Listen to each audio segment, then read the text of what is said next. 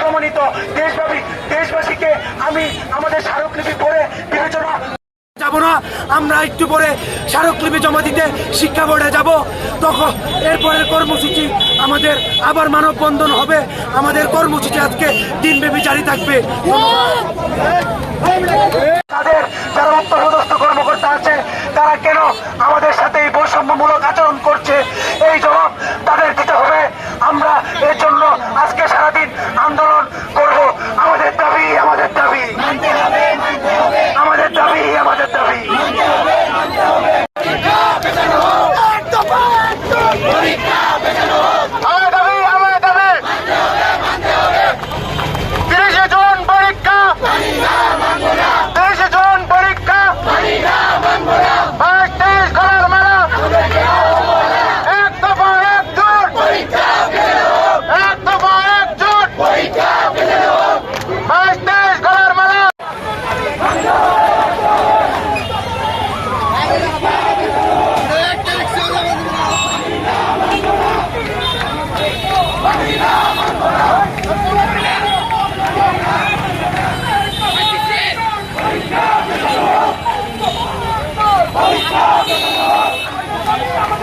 Mantra!